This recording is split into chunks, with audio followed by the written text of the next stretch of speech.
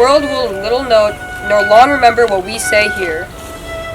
Abraham Lincoln said those lines in his Gettysburg Address given in this relative location back in 1863.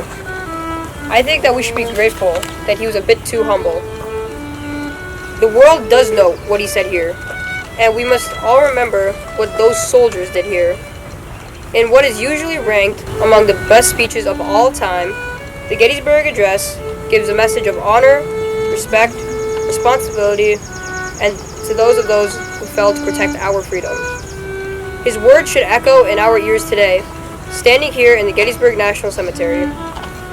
Every day, we have talked about our responsibility to others, to what's right, to standing up to hatred.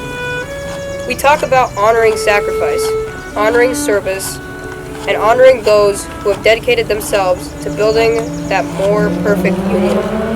We talked about responsibility to learn about how we got here, so we know who we are. Responsibility to go forth and build a better nation of the people, by the people, for the people. Then we must all step up, adults and young people. That is the great task that Lincoln spoke of here in November 1863. As Amelia, then Caroline, read the Gettysburg Address, and as Indira provides accompaniment, think about your great task. How are you called to honor, to respect, and what is your responsibility?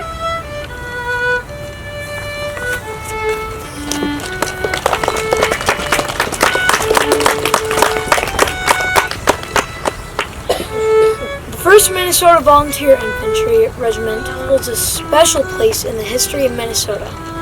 It was the first body of troops raised by the state for Civil War service, and was among the first regiments of any state offered for national service. As part of the Union Army of the Potomac, the 1st Minnesota saw actions in most of the major battles in the war's eastern theater, which include the states of Virginia, Maryland, and Pennsylvania, among others. The 1st Minnesota won a reputation as a hard-fighting regiment, particularly after its dramatic, sacrificial action at the Battle of Gettysburg in July 1863. After the war in the 1st Minnesota became legendary and a symbol of the Civil War service of all Minnesotans.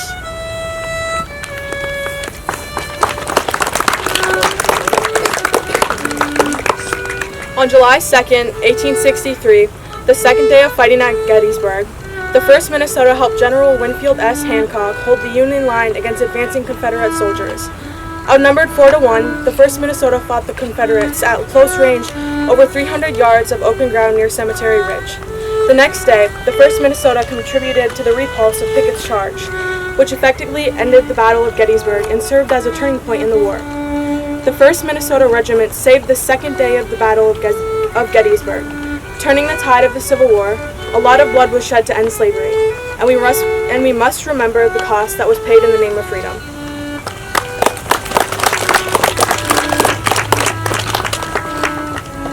Fourscore and 7 years ago, our fathers brought forth on this continent a new nation, conceived in liberty and dedicated to the proposition that all men are created equal.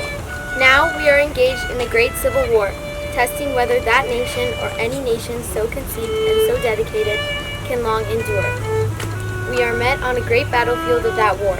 We have come to dedicate a portion of that field as a final resting place for those who here gave their lives that this nation might live. It is altogether fitting and proper that we should do this. But in a larger sense, we cannot dedicate, we cannot consecrate, we cannot hallow this ground. The brave men, living and dead, who struggled here have consecrated it, far above our poor power to add or detract. The world will little know nor remember what we say here, but they can never forget what they did here. It is for us, the living, rather to be dedicated here to the unfinished work which they who fought here have thus far so nobly advanced. It is rather for us to be here dedicated to the great task remaining before us, that from these honored dead we take increased devotion to that cause for which they gave the last full measure of devotion, that we were highly that we here highly resolve that these dead shall not have died in vain. This nation, under God, shall have a new birth of freedom, and that government of the people, by the people, for the people, shall not perish from the earth.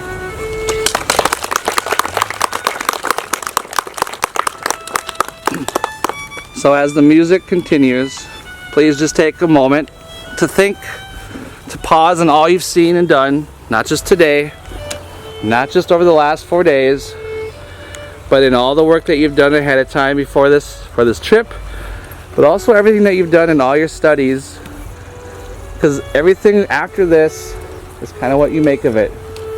And hopefully you will not see things and look at things the same as you did before.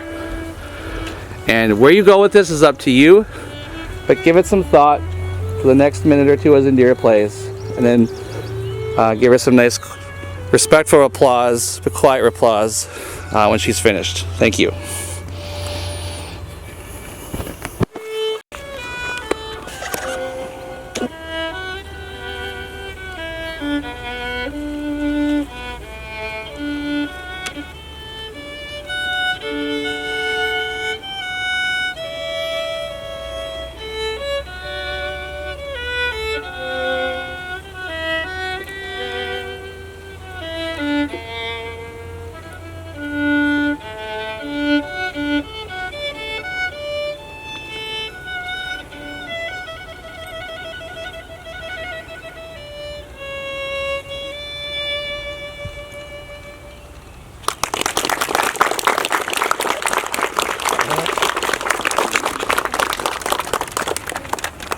And when you're ready to exit, you can go back on the path. Don't forget the chain is there. Please don't trip.